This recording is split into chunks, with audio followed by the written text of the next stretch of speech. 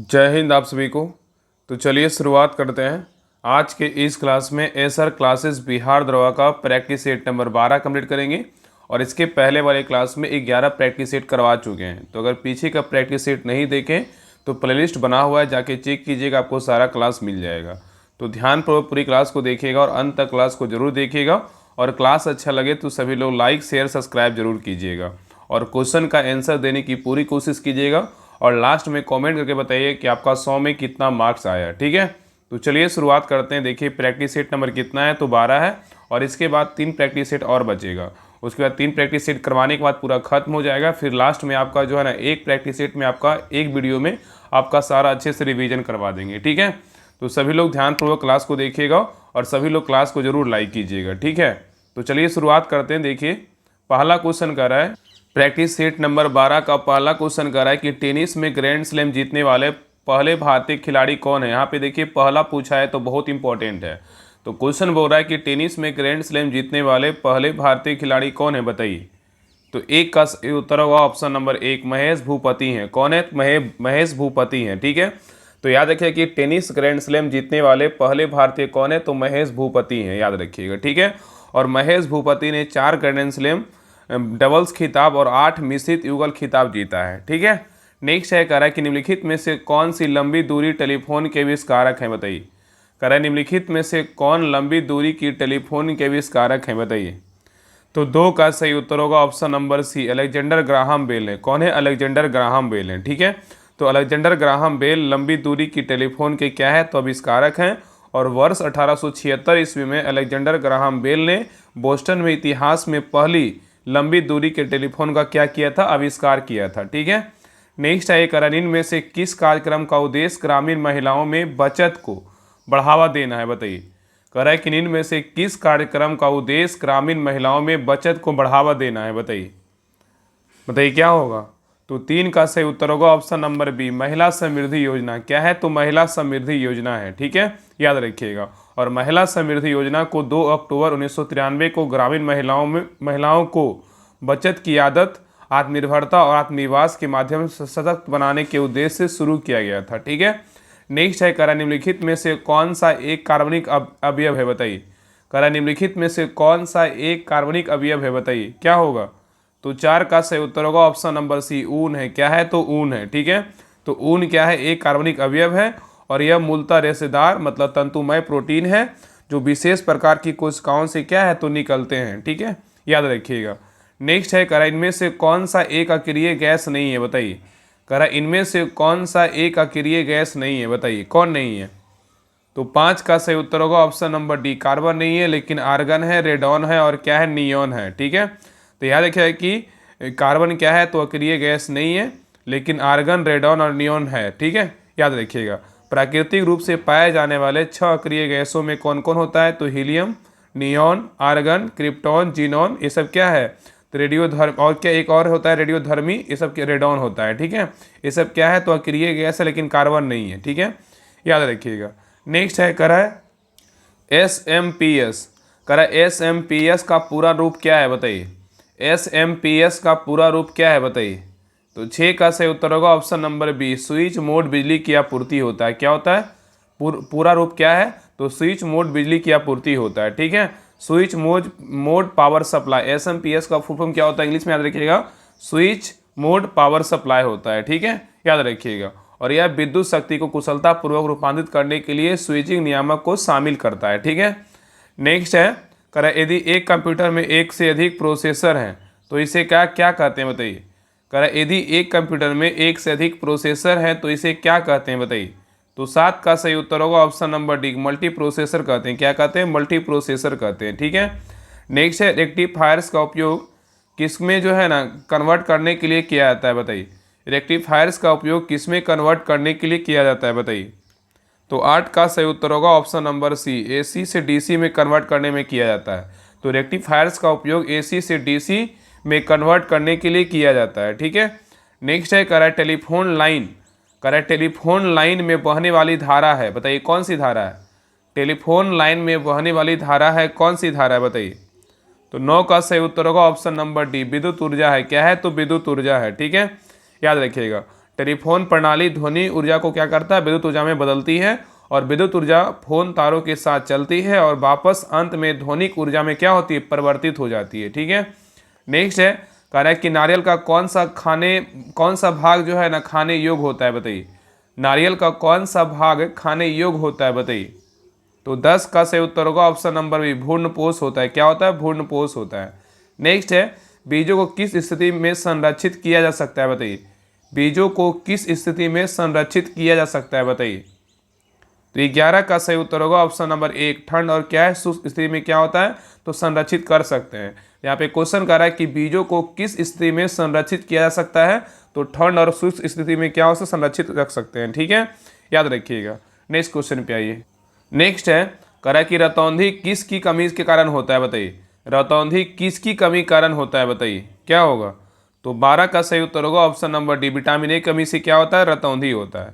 तो रतौंधी रोग vitamin A की कमी के कारण होता है, और रतौंधी निकटालोपिया से ग्रस्त लोग रात में या तो खराब रोशनी मतलब या खराब रोशनी में अच्छी तरह से देखने में क्या अक्षम होते हैं, क्या होता है, असक्षम होते हैं। ठीक है, याद रखिएगा।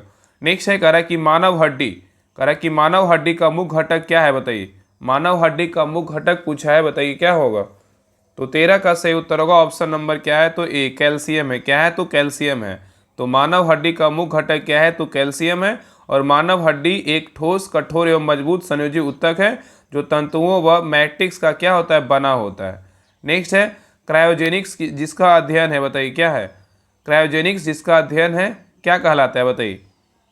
तो 14 का सही उत्तर होगा ऑप्शन नंबर सी, न्यून तापमान कहलाता है। क्या कहलाता है, न्यून तापमान। तो कह रहा है क्रायोजेनिक्स में न्यून तापमान का क्या होता है, अध्ययन किया जाता है। ठीक है, और निम्न तापमान को बनाए रखने वाला पदार्थ को क्रायोजेन कहा जाता है। क्या कहते हैं, क्रायोजेन कहा जाता है। ठीक है, नेक्स्ट है, कह रहा है कि वर्तमान कंप्यूटिंग में समस्त विश्व में कौन सा कोड प्रयोग किया जाता है और स्वीकार है, बताइए। कह रहा है कि वर्तमान कंप्यूटिंग में समस्त विश्व में कौन सा कोड प्रयोग किया जाता है और क्या है, स्वीकार्य है, बताइए क्या होगा। तो 15 का सही उत्तर होगा ऑप्शन नंबर बी, क्या है, ASCII है। ASCII है। ठीक है, याद रखिए। तो कह रहा है कि वर्तमान कंप्यूटिंग में समस्त विश्व में कौन सा कोड प्रयोग किया जाता है और क्या है, तो स्वीकार है। तो क्या है, तो ASCII है। ठीक है, इसका पूरा नाम क्या होता है, तो American standard code for information interchange होता है। ठीक है, याद रखिएगा। तो वर्तमान में कंप्यूटिंग में समस्त विश्व में प्राय ASCII कोड का क्या होता है, प्रयोग किया जाता है। ठीक है, याद रखिएगा। नेक्स्ट है, महिला अंडर 19 T20 विश्व कप किस देश ने जीता है, बताइए। क्वेश्चन कर रहा है कि महिला अंडर 19 T20 विश्व कप किस देश ने जीता है, बताइए। तो 16 का सही उत्तर होगा ऑप्शन नंबर 1, भारत जीता है। कौन जीता है, तो भारत जीता है। तो भारत ने अंडर 19 महिला T20 विश्व कप में दक्षिण अफ्रीका को क्या है, हराकर जीता है। और यहाँ पे उप विजेता बोलेगा तो कौन है, दक्षिण अफ्रीका है। अगर विजेता बोलेगा तो कौन है, अपना देश भारत है। ठीक है, याद रखिएगा। नेक्स्ट है, रेडियो एक्टिव सामग्री में से उत्सर्जित बीटा किरणें क्या है, बताइए। रेडियो एक्टिव सामग्री से उत्सर्जित बीटा किरणें क्या है, बताइए। तो 17 का सही उत्तर होगा ऑप्शन नंबर डी, केंद्रक द्वारा उत्सर्जित आवेशित क्या है, तो कण है। तो रेडियो एक्टिव सामग्री से उत्सर्जित बीटा किरणें क्या है, तो केंद्रक द्वारा उत्सर्जित आवेशित क्या है, तो कण है। ठीक है, नेक्स्ट है, अवरक्त विकिरणों का पता किससे लगाया जाता है, बताइए। अवरक्त विकिरणों का पता किससे लगाया जाता है, बताइए। तो 18 का सही उत्तर होगा ऑप्शन नंबर 1, फोटोमीटर से पता लगाते हैं। किससे लगाते हैं, तो फोटोमीटर से लगाते हैं। तो अवरक्त विकिरण का पता लगाने के लिए फोटोमीटर का प्रयोग किया जाता है। और याद रखें कि प्रकाश मापी मतलब फोटोमीटर एक उपकरण है जिसका प्रयोग बैगनी, पराबैंगनी दृश्य या अवरक्त विकिरण के साथ अवशोषण, उत्सर्जन या प्रदीप्ति मापने के लिए किया जाता है। ठीक है, नेक्स्ट है, एंजाइम ठीक से काम कर पाए इसके लिए कौन सा यौगिक आवश्यक होते हैं, बताइए। एंजाइम ठीक से काम कर पाए इसके लिए कौन से यौगिक आवश्यक होते हैं, बताइए। तो 19 का सही उत्तर क्या होगा, 19 का सही उत्तर होगा ऑप्शन नंबर डी, विटामिन। क्या होता है, विटामिन। तो एंजाइम ठीक से काम कर पाए इसके लिए विटामिन की क्या होती है, आवश्यक होती है। ठीक है, और एंजाइम प्रोटीन से बना क्या होता है, तो पदार्थ होता है। और एंजाइम जीवित जीवों में रासायनिक प्रतिक्रियाओं को क्या करता है, तो तेज करता है। और एंजाइम पाचन, रक्त जमावट और विकास में महत्वपूर्ण भूमिका क्या करता है, तो निभाता है। ठीक है, नेक्स्ट है, कह रहा है कि लाइसीमीटर निम्नलिखित में से किसका अनुमान लगाने में क्या है, तो सहायक होता है, बताइए। लाइसीमीटर निम्नलिखित में से किसका अनुमान लगाने में सहायक होता है? बताइए बताइए क्या होगा? तो 20 का सही उत्तर होगा ऑप्शन नंबर बी, बाष्पन और क्या है? बाष्पोत्सर्जन। क्या है? तो बाष्पन और क्या है? बाष्पोत्सर्जन है। तो याद रखिएगा कि लाइसीमीटर या तो लाइसोमीटर का प्रयोग बाष्पित या बाष्पोत्सर्जन की वास्तविक मात्रा मापने के लिए किया जाता है, जिसे पौधे द्वारा क्या होता है? उत्सर्जित किया जाता है। ठीक है। नेक्स्ट है स्कूल ऑफ पॉसिबिलिज्म की नींव किसने रखी है? बताइए। स्कूल ऑफ पॉसिबिलिज्म की नींव किसने रखी है? बताइए। तो 21 का सही उत्तर होगा option number A, Vidal de Blache ने रखा। कौन लिखा? बीडल डी ब्लास ने रखा है। ठीक है।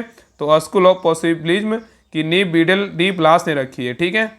नेक्स्ट है अंटार्कटिका में निम्नलिखित में से कौन सा सबसे सक्रिय ज्वालामुखी शिखर है? बताइए। अंटार्कटिका में निम्नलिखित में से कौन सा सबसे सक्रिय ज्वालामुखी शिखर है? बताइए। तो 22 का सही उत्तर होगा ऑप्शन नंबर एक, माउंट एरेबस है। कौन है? माउंट एरेबस है। तो अंटार्कटिका माउंट एरेबस का सबसे सक्रिय ज्वालामुखी है, और माउंट सिडली बोलेगा तो अंटार्कटिका का क्या है? तो ज्वालामुखी है। और माउंट एरेबस मतलब माउंट सिडली के बाद अंटार्कटिका का दूसरा सबसे ऊंचा ज्वालामुखी और पृथ्वी पर सुदूर दक्षिणावर्ती सक्रिय क्या है? ज्वालामुखी है। ठीक है। नेक्स्ट क्वेश्चन पे आइए। नेक्स्ट है करास्थल जात निक्षेप कहाँ पाए जाते हैं? बताइए। स्थल जात निक्षेप कहाँ पाए जाते हैं? बताइए। तो 23 का सही उत्तर होगा ऑप्शन नंबर क्या है? तो सी, कहाँ पाए जाते हैं? महाद्वीपीय शेल्फ और ढाल में पाए जाते हैं। तो स्थल जात निक्षेप महाद्वीपीय शेल्फ या ढाल में पाए जाते हैं, याद रखिएगा। और समुद्र विज्ञान में स्थल जात अवसाद की व्युत्पत्ति भूमि पर चट्टानों के अपरदन से हुई है, अर्थात इसकी व्युत्पत्ति स्थलीय समुद्र के विरुद्ध पर्यावरण से हुई है। ठीक है। और इसका निर्माण नदियों द्वारा समुद्र से बहाकर लाई गई रेत, कीचड़ और गाद से हुआ है। ठीक है। नेक्स्ट है गायनेकोमैस्टिया क्या है? बताइए। गायनेकोमैस्टिया क्या है? बताइए। तो 24 का सही उत्तर होगा ऑप्शन नंबर सी, पुरुषों में स्तनों का क्या है? विकास है। ठीक है। तो गायनेकोमैस्टिया पुरुषों में स्तनों का विकास है, और इसे मैन बुब्स के नाम से जो है ना जाना जाता है। इसमें टेस्टोस्टेरोन हार्मोन का असर क्या होता है? तो काफ़ी कम हो जाता है। ठीक है, याद रखिएगा। नेक्स्ट है कह रहा है कि ध्रुवीय क्षेत्र से भूमध्य रेखा की ओर जाने पर पौधे और पशु प्रजातियों की विविधता क्या होती है? बताइए। ध्रुवीय क्षेत्र से भूमध्य रेखा की ओर जाने पर पौधे और पशु प्रजातियों की विविधता क्या होती है? तो 25 का सही उत्तर होगा ऑप्शन नंबर बी, क्या होती है? तो बढ़ती है। ठीक है। तो ध्रुवीय क्षेत्र से भूमध्य रेखा की ओर जाने पर पौधे और पशु प्रजातियों की विविधता क्या होती है? तो बढ़ती है। ठीक है। नेक्स्ट है कह रहा है कि मानचित्र पर समान दबाव क्षेत्रों वाली रेखा को क्या कहा जाता है? बताइए। मानचित्र पर समान दबाव क्षेत्रों वाली रेखा को क्या कहा जाता है? बताइए। तो 26 का सही उत्तर होगा ऑप्शन नंबर बी, आइसोबार कहा जाता है। क्या कहता है? आइसोबार कहते हैं। ठीक है। तो मानचित्र पर समान दबाव क्षेत्रों वाली रेखा को आइसोबार कहते हैं, और आइसोबार एक निश्चित अवधि के लिए समुद्री स्तर से कम समान औसत और वायुमंडलीय दबाव के स्थानों को जोड़ने वाली नक्शे पर खींची गई क्या होती है? रेखाएं होती है। ठीक है। नेक्स्ट है अहोम। अहोम जनजाति भारत के किस राज्य से संबंधित है? बताइए। अहोम जनजाति भारत के किस राज्य से संबंधित है? बताइए।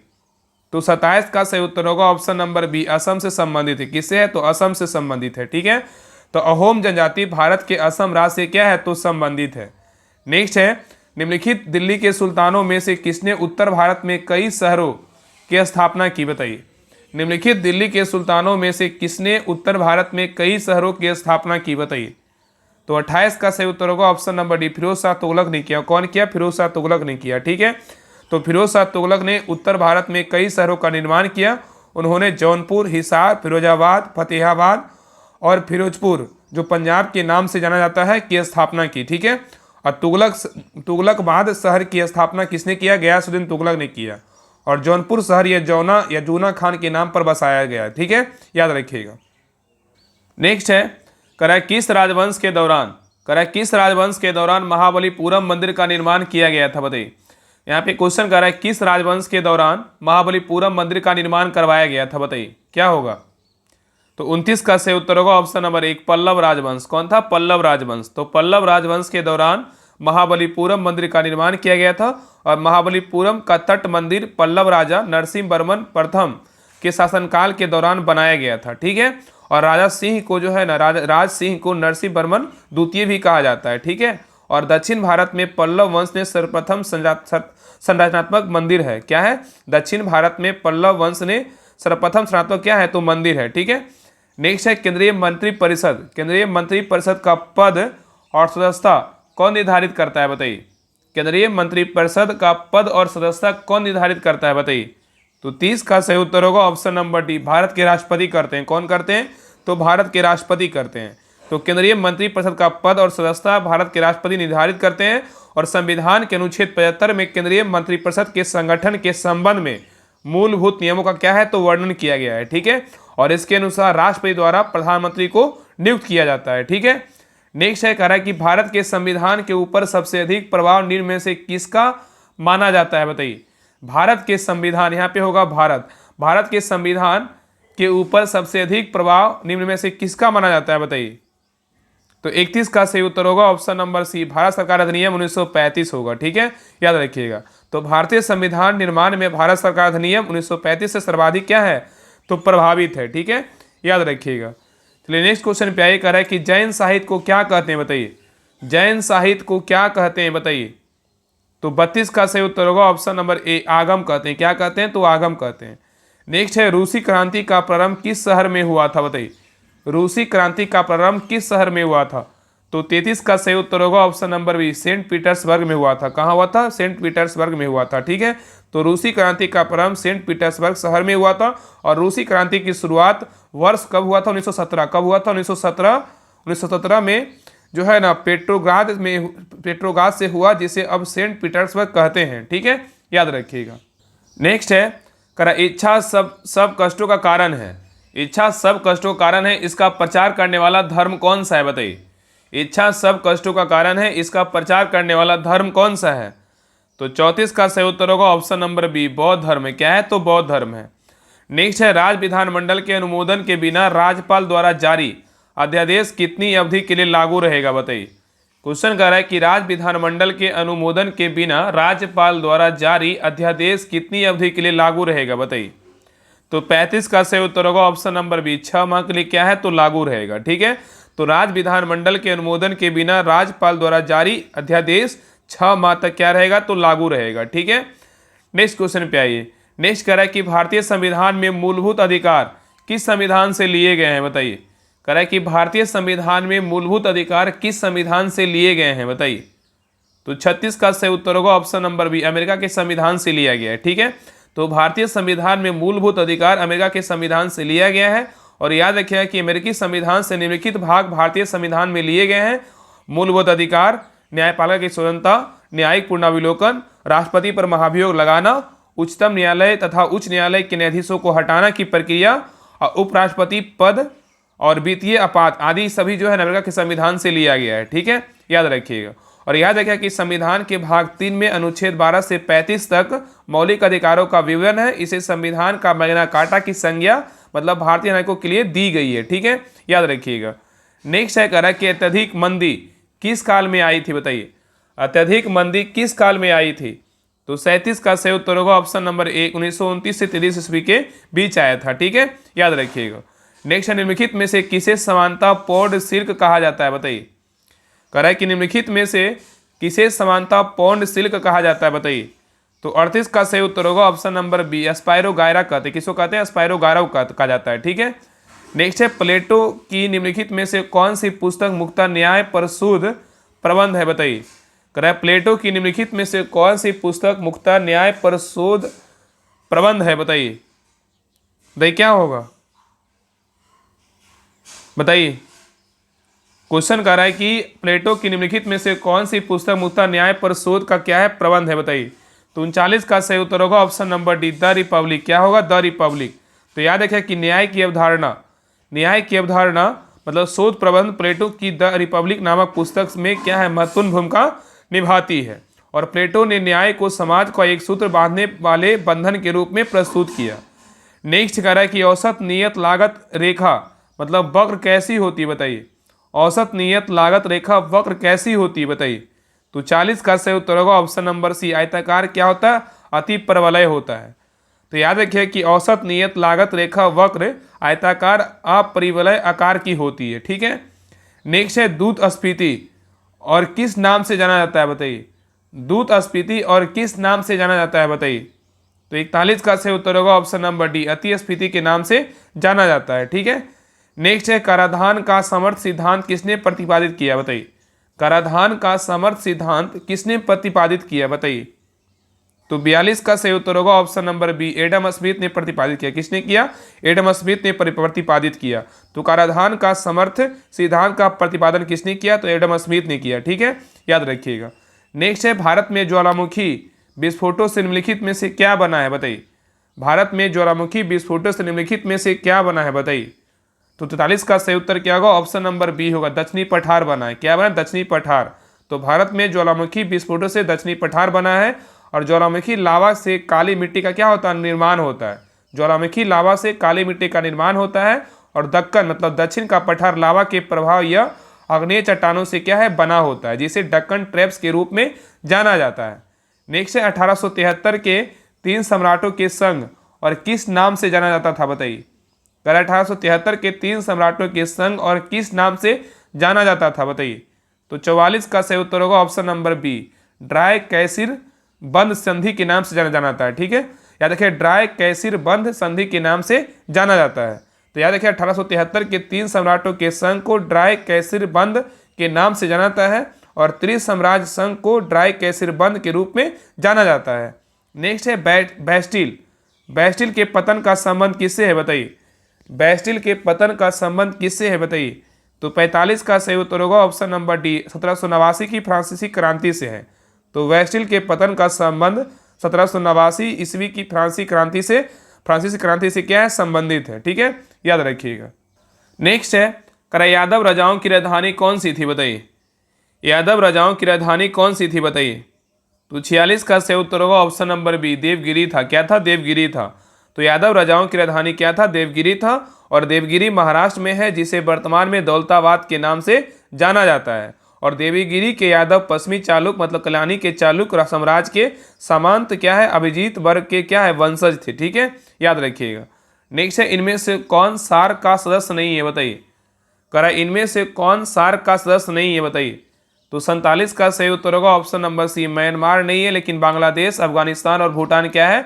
तो सार का सदस्य है। याद रखिएगा कि दक्षिण एशियाई क्षेत्रीय सहयोग संगठन मतलब सार का फुल फॉर्म होता है कि सदस्य देश में कौन कौन है? अफगानिस्तान है, बांग्लादेश है, भूटान है, भारत, मालदीव, नेपाल और क्या है? पाकिस्तान और क्या है? श्रीलंका है।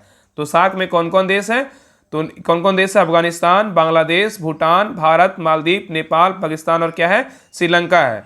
और इधर इसका स्थापना कब हुआ था? तो 8 दिसंबर 1985 को ढाका में इसका स्थापना किया गया था। ठीक है, और इसका मुख्यालय बोलेगा तो सार्क का मुख्यालय कहाँ है? तो काठमांडू नेपाल में स्थित है। ठीक है, नेक्स्ट है, कह रहा है कि पाक जल संधि किन 2 देशों के बीच है, बताइए। पाक जल संधि किन 2 देशों के बीच है, बताइए। तो 48 का सही उत्तर होगा ऑप्शन नंबर 1, भारत और श्रीलंका के बीच कौन सा जल संधि है? तो पाक जल संधि है। नेक्स्ट है, 1951 में एंजूस पर किसके बीच हस्ताक्षर किए गए थे, बताइए। 1951 में एंजोस पर किसके बीच हस्ताक्षर किया गया था, बताइए। एंजस पर, बताइए कौन सा 2 देश था, बताइए। तो 49 का सही उत्तर होगा option number C, Australia, New Zealand और क्या है? संयुक्त राज्य अमेरिका के बीच क्या हुआ था? हस्ताक्षर किया गया था। तो ऑस्ट्रेलिया, न्यूजीलैंड और संयुक्त राज्य अमेरिका सुरक्षा संधि एंजस पर सितंबर 1951 में क्या हुआ था? हस्ताक्षर किया गया था। ठीक है, नेक्स्ट कह रहा है कि काला सागर आर्थिक सहयोग क्षेत्र में कितने सदस्य होते हैं, बताइए। काला सागर आर्थिक सहयोग क्षेत्र में कितने सदस्य होते हैं, बताइए। तो 50 का सही उत्तर होगा ऑप्शन नंबर डी, 12 सदस्य होते हैं। कितने होते हैं? तो 12 सदस्य होते हैं। ठीक है, तो काला सागर आर्थिक सहयोग संगठन BSEC 12 देशों का क्या है? एक क्षेत्रीय अंतर्राष्ट्रीय क्या है? संगठन है। ठीक है, और यह संगठन बहुपक्षीय राजनीतिक और आर्थिक पहलों पर ध्यान केंद्रित करता है। ठीक है, इसका उद्देश्य काला सागर क्षेत्र में सहयोग, शांति, स्थिरता और समृद्धि को बढ़ावा देना होता है। ठीक है, नेक्स्ट है, निम्नलिखित में से कौन सा पुरस्कार उपन्यास के लिए दिया जाता है, बताइए। निम्नलिखित में से कौन सा पुरस्कार उपन्यास के लिए दिया जाता है, बताइए। तो 51 का सही उत्तर होगा ऑप्शन नंबर 1, बुकर पुरस्कार दिया जाता है। कौन सा पुरस्कार दिया जाता है? बुकर पुरस्कार दिया जाता है। तो बुकर पुरस्कार उपन्यास के लिए दिया जाता है। और इस पुरस्कार का शुरुआत कब हुआ था? तो 1969 में हुआ था। कब हुआ था? 1969 में इसका शुरुआत हुआ था। ठीक है, याद रखिएगा। चलिए नेक्स्ट क्वेश्चन पे आइए। नेक्स्ट कह रहा है कि वर्ष 1947 में भारत के स्वतंत्रता के समय भारतीय राष्ट्रीय कांग्रेस के अध्यक्ष कौन थे, बताइए। वर्ष 1947 में भारत के स्वतंत्रता के समय भारतीय राष्ट्रीय कांग्रेस के अध्यक्ष कौन थे? तो 52 का सही उत्तर होगा option number B, JV Kripalani थे। कौन थे? JV कृपलानी थे। तो वर्ष 1947 में भारत के स्वतंत्रता के समय भारतीय राष्ट्रीय कांग्रेस के अध्यक्ष कौन थे? JV कृपलानी थे। ठीक है। नेक्स्ट है, निम्नलिखित में से किस स्रोत से मस्तिष्क को ऊर्जा मिलती है? बताइए। करा निम्नलिखित में से किस स्रोत से मस्तिष्क को ऊर्जा मिलती है? बताइए। तो 53 का सही उत्तर होगा ऑप्शन नंबर डी, ग्लूकोज से मिलता है। किससे मिलता है? ग्लूकोज से मिलता है।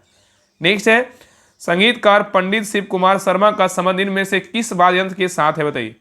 संगीतकार पंडित शिव कुमार शर्मा का संबंध इनमें से किस वाद्य यंत्र के साथ है? बताइए। तो 54 का सही उत्तर होगा ऑप्शन नंबर सी, संतूर वादक से। किससे? संतूर वादक से। ठीक है। तो संगीतकार पंडित शिव कुमार शर्मा का संबंध संतूर वाद्य यंत्र के साथ है। ठीक है, याद रखिएगा। और बांसुरी वादक पंडित हरिप्रसाद चौरसिया के साथ मिलकर पंडित शिव कुमार शर्मा ने एक चर्चित लोकप्रिय जोड़ी बनाए थे। ठीक है। और इन दोनों को जो है ना शिव हरि उपनाम से जो है ना जाना जाता है। नेक्स्ट है, करा कि राज्यपाल के रूप में नियुक्ति के लिए न्यूनतम आयु कितनी होनी चाहिए? बताइए। राज्यपाल के रूप में नियुक्ति के लिए न्यूनतम आयु कितनी होनी चाहिए? बताइए। तो 55 का सही उत्तर होगा ऑप्शन नंबर 1, 35 वर्ष होनी चाहिए। कितनी होनी चाहिए? 35 वर्ष होनी चाहिए। ठीक है। नेक्स्ट है, विश्व कंप्यूटर साक्षरता दिवस निम्नलिखित में से किस दिन मनाया जाता है? बताइए। विश्व कंप्यूटर साक्षरता दिवस निम्नलिखित में से किस दिन मनाया जाता है? बताइए। तो 56 का सही उत्तर होगा ऑप्शन नंबर डी, 2 दिसंबर को मनाते हैं। कब मनाते हैं? 2 दिसंबर को मनाते हैं। तो विश्व कंप्यूटर साक्षरता दिवस हर साल 2 दिसंबर को मनाया जाता है। याद रखिएगा, विश्व कंप्यूटर साक्षरता दिवस पहली बार 2001 में 2 दिसंबर को मनाया गया था। ठीक है। नेक्स्ट है, हाइड्रोक्लोरिक अम्ल का आणविक सूत्र क्या होता है? बताइए। हाइड्रोक्लोरिक अम्ल का आणविक सूत्र क्या है? बताइए। तो 57 का सही उत्तर होगा ऑप्शन नंबर क्या है? तो बी है, HCl है। क्या है? तो HCl है। तो हाइड्रोक्लोरिक अम्ल का आणविक सूत्र क्या होता है? HCl होता है। और यह एक प्रमुख अकार्बनिक अम्ल है। और हाइड्रोक्लोरिक अम्ल ज्वालामुखी गैसों में भी क्या होता है? तो पाया जाता है। ठीक है, याद रखिएगा। नेक्स्ट है, करा निम्नलिखित में से किस राज्य के जडेरी नमकट्टी चेदुबुट्टा साड़ी को GI टैग मिला है? बताइए। बहुत ही अच्छा क्वेश्चन है। करा निम्नलिखित में से किस राज्य के जडेरी नमकट्टी चेदुबुट्टा साड़ी को GI टैग मिला है? बताइए। तो 58 का सही उत्तर होगा ऑप्शन नंबर डी, तमिलनाडु को मिला है। किसको मिला है? तमिलनाडु को मिला है। नेक्स्ट है, चीन, मैक्सिको तथा कनाडा के वस्तुओं पर किस देश ने आयात टैरिफ लगाया है? बताइए। करा चीन, मैक्सिको तथा कनाडा के वस्तुओं पर किस देश ने आयात टैरिफ लगाया है? बताइए। तो 59 का सही उत्तर होगा ऑप्शन नंबर 1, अमेरिका लगाया है। कौन सा देश लगाया है? तो अमेरिका लगाया है। ठीक है। तो अमेरिका ने मैक्सिको, कनाडा और चीन से आयात होने वाली वस्तुओं पर क्या है? तो टैरिफ लगाया है। ठीक है, याद रखिएगा। और इसे ट्रेड वार होने की क्या है? आशंका बढ़ी है। इसे क्या है? ट्रेड वार होने की क्या है? आशंका बढ़ी है। ठीक है। चलिए क्वेश्चन नंबर नेक्स्ट पे कर रहा है, अमृत उद्यान को निःशुल्क देखने की इजाजत कब से कब तक दी गई है? बताइए। अमृत उद्यान को निःशुल्क देखने की इजाजत कब से कब तक दी गई है? बताइए। तो 60 का सही उत्तर होगा ऑप्शन नंबर 1, 2 फरवरी से 30 मार्च तक देखने का जो है इजाजत दिया गया था। ठीक है। तो याद रखिएगा कि 2 फरवरी 2025 से 30 मार्च 2025 राष्ट्रपति परिसर में स्थित अमृत उद्यान को सार्वजनिक रूप से निःशुल्क खोल दिया गया था। ठीक है। और इसे बसंत ऋतु में निःशुल्क घूमने के लिए इस उद्यान में इजाजत दी जाती है। ठीक है। और इस अमृत उद्यान का पूर्व नाम क्या था? मुगल गार्डन था। ठीक है। और वर्तमान में इसका नाम क्या है? तो अमृत उद्यान है। नेक्स्ट है, भारत के पहले हाइड्रोजन ईंधन उद्योग की स्थापना किस राज्य में की जा रही है? बताइए। भारत के पहले हाइड्रोजन ईंधन उद्योग की स्थापना किस राज्य में की जा रही है? तो 61 का सही उत्तर होगा ऑप्शन नंबर बी, झारखंड में किया जा रहा है। ठीक है, याद रखिएगा। नेक्स्ट है, करा कि प्राण वायु देवता पेंशन योजना किस राज्य सरकार ने प्रारंभ की है? बताइए। करा कि प्राण वायु देवता पेंशन योजना किस राज्य सरकार ने प्रारंभ की है? बताइए। तो 62 का सही उत्तर होगा ऑप्शन नंबर डी, हरियाणा प्रारंभ किया है। कौन सा राज्य किया है? हरियाणा किया है। तो प्राण वायु देवता पेंशन योजना हरियाणा सरकार द्वारा प्रारंभ किया गया है। ठीक है। नेक्स्ट है, हरित क्रांति के परिणाम स्वरूप भारत में खाद्य फसलों का जो है ना मतलब डैश आयात था। बताइए, क्या था? बताइए। तो 63 का सही उत्तर होगा ऑप्शन नंबर डी, क्या है? तो कम हो गया है। तो हरित क्रांति के परिणाम स्वरूप भारत में खाद्य फसलों का क्या है? तो कम हो गया, मतलब क्या है? आयात क्या है? कम हो गया है। ठीक है, याद रखिएगा। तो हरित क्रांति के परिणाम स्वरूप भारत में खाद्य फसलों का आयात क्या है? तो कम हो गया है। क्या हो गया? तो कम हो गया है, आयात कम हो गया है। नेक्स्ट है, कह रहा है चुनाव आयोग मतलब डैश राज्य विधानमंडल और राष्ट्रपति एवं उपराष्ट्रपति के पदों के लिए चुनाव का संचालन करता है। कौन करता है? बताइए। चुनाव आयोग मतलब डैश राज्य विधानमंडल और राष्ट्रपति एवं उपराष्ट्रपति के पदों के लिए चुनाव का संचालन करता है। बताइए। तो 64 का सही उत्तर क्या होगा? तो ऑप्शन नंबर क्या होगा? तो ए होगा, संसद। क्या होगा? तो संसद। याद रखिए, चुनाव आयोग संसद, राज्य विधानमंडल और राष्ट्रपति एवं उपराष्ट्रपति के पदों के लिए चुनाव का क्या करता है, संचालन करता है। ठीक है, याद रखिएगा। नेक्स्ट है राष्ट्रीय आय को किस तरह जो है ना परिभाषित किया जाता है, बताइए। राष्ट्रीय आय को किस तरह परिभाषित किया जाता है, बताइए। तो 65 का सही उत्तर होगा ऑप्शन नंबर बी, कारक लागत पर एनएनपी की तरह क्या है, परिभाषित किया जाता है। ठीक है, तो याद रखिए कि राष्ट्रीय आय को कारक लागत पर एनएनपी की तरह क्या होता है, परिभाषित किया जाता है। ठीक है, नेक्स्ट है करा कि मरणोत्तर काल में कौन सी जो है ना वे पुरुष और महिलाएं थे जिनके पास जमीनें नहीं थी, बताइए। करा कि मरणोत्तर काल में कौन से वे पुरुष और महिलाएं थे जिनके पास जमीनें नहीं थी, बताइए। तो 66 का सही उत्तर होगा ऑप्शन नंबर सी, दास कर्मकार। तो मरणोत्तर काल में दास कर्मकार वे पुरुष और महिलाएं थे जिनके पास जमीनें नहीं थी। ठीक है, याद रखिएगा। नेक्स्ट करा कि किस पंचवर्षीय योजना का मुख्य फोकस भारी और बुनियादी उद्योगों का विकास तथा तीव्र औद्योगिकरण था, बताइए। किस पंचवर्षीय योजना का मुख्य फोकस भारी और बुनियादी उद्योगों का विकास तथा तीव्र औद्योगिकरण था, बताइए। तो क्या होगा, तो 67 का सही उत्तर होगा ऑप्शन नंबर सी, दूसरी था। क्या था, दूसरी था। तो याद रखिए दूसरी पंचवर्षीय योजना कितना से कितना था, 1956 से 61 था, का मुख्य फोकस भारी और बुनियादी उद्योगों का विकास और क्या है, तीव्र औद्योगिकरण था। ठीक है, याद रखिएगा। नेक्स्ट है कीट में क्या क्या होता है, बताइए। कीट में क्या क्या होता है, बताइए। तो 63 का सही उत्तर क्या हो, बताइए। 63 नहीं, सॉरी 68, बताइए। कह कीट में क्या क्या होता है, बताइए। तो 68 का सही उत्तर होगा ऑप्शन नंबर बी, 3 जोड़ी टांगे होती है। तो कीट में क्या होती है, 3 जोड़ी टांगे होती है और यह आर्थ्रोपोडा संघ के अंतर्गत आता है। इसमें एक जोड़ी क्या होती है, एंटीना होती है, और मकड़ियों में एंटीना नहीं पाया जाता है। ठीक है, और कीटों के शरीर को एक्सोस्केलेटन या बाहरी कंकाल से क्या सुरक्षा मिलती है, और यह कंकाल ज़्यादातर काइटिन से क्या होता है, बना होता है, और काइटिन एक क्या है, कठोर प्रोटीन होता है। ठीक है, तो याद रखिए कि कीट में जो है ना क्या क्या होता है, कीट में क्या क्या होता है, तो 3 जोड़ी टांगे होती है। ठीक है, चलिए नेक्स्ट क्वेश्चन पे आइए। नेक्स्ट है करा केरल के सबसे बड़े जलप्रपात का नाम क्या है, बताइए। केरल के सबसे बड़े जलप्रपात का क्या नाम है, बताइए। तो 69 का सही उत्तर होगा ऑप्शन नंबर डी, अथिरापिल्ली जलप्रपात है। कौन सा है, अथिरापिल्ली जलप्रपात है। ठीक है, याद रखिएगा। अथिरापिल्ली जलप्रपात कहाँ है, तो केरल के सबसे बड़े जलप्रपात के नाम से जाना जाता है। ठीक है, नेक्स्ट कह रहा है कि पेशेवर खेल के लिए टेनिस रैकेट की अधिकतम लंबाई कितनी होती है, बताइए। पेशेवर खेल के लिए टेनिस रैकेट की अधिकतम लंबाई कितनी होती है। तो 70 का सही उत्तर होगा ऑप्शन नंबर बी, 29 इंच होता है। कितना होता है, तो 29 इंच होता है। ठीक है, याद रखिएगा। तो पेशेवर खेल के लिए टेनिस रैकेट की अधिकतम लंबाई 29 इंच की होती है। ठीक है, याद रखिएगा। नेक्स्ट है तुरगिया एक जो है ना क्या है, दिवसीय मठ उत्सव है। कितना दिन का दिवसीय मठ उत्सव है जो अरुणाचल प्रदेश की मुनप्पा जनजाति द्वारा मनाया जाता है, बताइए। तो 71 का सही उत्तर होगा ऑप्शन नंबर सी, 3। तो देखिए तुरगिया एक जो है 3 दिवसीय मठ उत्सव है। तुरगिया एक 3 दिवसीय मठ उत्सव है जो अरुणाचल प्रदेश की मुनप्पा जनजाति द्वारा मनाया जाता है। ठीक है, याद रखिएगा। नेक्स्ट है भारतीय डाक नेटवर्क विश्व में किस लिए प्रसिद्ध है, बताइए। भारतीय डाक नेटवर्क विश्व में किस लिए प्रसिद्ध है। तो 72 का सही उत्तर होगा ऑप्शन नंबर सी, यह सबसे बड़ा डाक नेटवर्क है। क्या है, यह सबसे बड़ा डाक नेटवर्क है।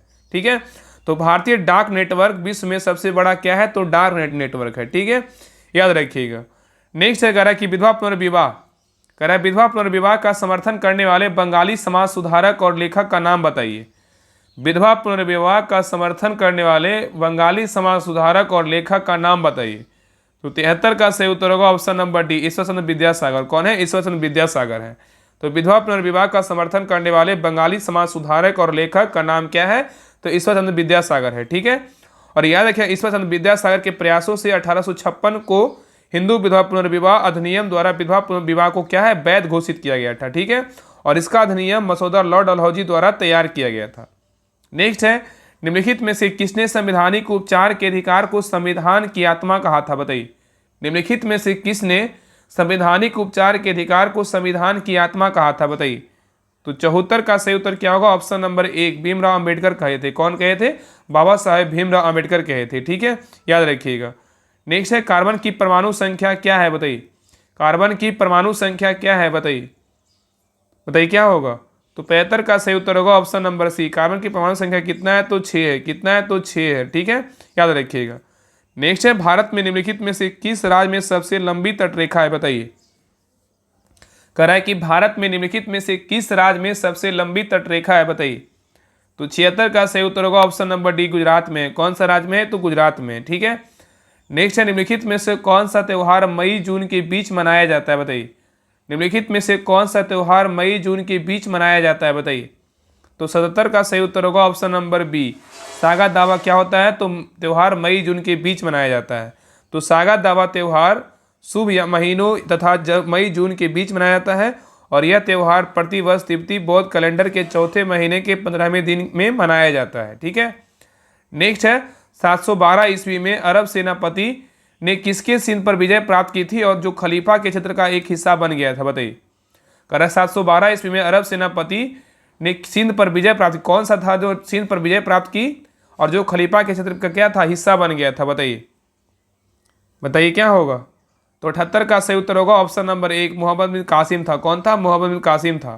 तो याद रखिए, 712 ईस्वी में अरब सेनापति मोहम्मद बिन कासिम ने सिंध पर विजय प्राप्त की, जो खलीफा के क्षेत्र का क्या हुआ? हिस्सा बन गया। ठीक है, नेक्स्ट है, निम्नलिखित में से कौन सा भारत में सबसे बड़ा नदीय द्वीप है? बताइए। कह रहा है निम्नलिखित में से कौन सा भारत में सबसे बड़ा नदीय द्वीप है? बताइए।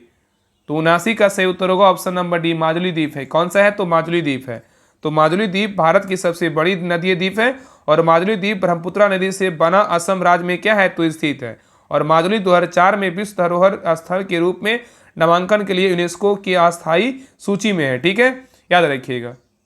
नेक्स्ट है, कह रहा है कि बर्फ और बर्फ का ढेर गुरुत्वाकर्षण के प्रभाव में अपने संचय के स्थान से दूर एक सीमित मार्ग के साथ धीरे धीरे चलता है, उसे क्या कहा जाता है? बताइए।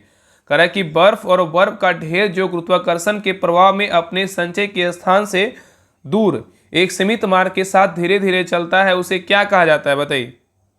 तो 80 का सही उत्तर होगा ऑप्शन नंबर एक, ग्लेशियर कहते हैं। क्या कहते हैं? तो ग्लेशियर कहते हैं। ठीक है, तो बर्फ और बर्फ का ढेर को गुरुत्वाकर्षण के प्रभाव में अपने संचय के साथ से दूर एक सीमित मार्ग के साथ धीरे धीरे चलता है, उसे ग्लेशियर कहा जाता है। ठीक है, और ग्लेशियर नदी, झील आदि का क्या है? मुख्य स्रोत होता है। नेक्स्ट है, निम्नलिखित में से कौन द ब्रह्मा सूत्र the philosophy of the spiritual life नामक पुस्तक के लेखक हैं? बताइए। क्वेश्चन कर रहा है, निम्नलिखित में से कौन द ब्रह्मा सूत्र the philosophy of spiritual life नामक पुस्तक के लेखक हैं? बताइए कौन है? तो 81 का सही उत्तर होगा option number B, Sarvepalli Radhakrishnan है। कौन है? तो सर्वपल्ली राधाकृष्णन है। ठीक है, याद रखिएगा। तो सर्वपल्ली राधाकृष्णन द ब्रह्मा सूत्र the philosophy of spiritual life नामक पुस्तक के लेखक हैं। नेक्स्ट है, माउंट जेपोनो। माउंट जेपोनो निम्नलिखित में से किस राज्य में स्थित है? बताइए। माउंट जेपोनो निम्नलिखित में से किस राज्य में स्थित है? बताइए। तो 82 का सही उत्तर होगा ऑप्शन नंबर डी, सिक्किम में स्थित है। कौन सा राज्य में है? तो सिक्किम में है। ठीक है, नेक्स्ट है, कराए वह संदेश जो किसी व्यक्ति को अपना सामाजिक सुरक्षा क्रमांक, बैंक खाते की जानकारी या किसी वेबसाइट के लिए लॉगिन उपयोगकर्ता नाम और पासवर्ड जैसी जानकारी प्रदान करने के लिए अपने झांसे में फंसाता है, उसे निम्न प्रकार का मालवेयर कहा जाता है। बताइए क्या कहा जाता है? तो 83 का सही उत्तर होगा ऑप्शन नंबर डी, फिशिंग कहते हैं। क्या कहते हैं? तो फिशिंग कहते हैं। ठीक है, नेक्स्ट है, निम्नलिखित में से कौन सी लंबवत विस्तार की दृष्टि से हिमालय की 3 समांतर श्रेणियों में से एक नहीं है? बताइए कौन नहीं है? निम्नलिखित में से कौन सी लंबवत विस्तार की दृष्टि से हिमालय की 3 समांतर श्रेणियों में से एक नहीं है? बताइए कौन नहीं है? तो 84 का सही उत्तर होगा ऑप्शन नंबर बी, हिम शिखा नहीं है, लेकिन हिमाचल है, शिवालिक है, हिमाद्री है। ठीक है, याद रखिएगा। नेक्स्ट है, देश की आर्थिक प्रगति का निर्धारण किसके आधार पर किया जाता है? बताइए। देश की आर्थिक प्रगति का निर्धारण किसके आधार पर किया जाता है? बताइए। तो 85 का सही उत्तर होगा ऑप्शन नंबर बी, देश की प्रति व्यक्ति आय में वृद्धि करके।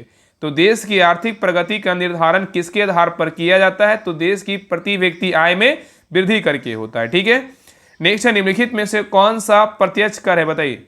निम्न में से कौन सा प्रत्यक्ष कर है? बताइए।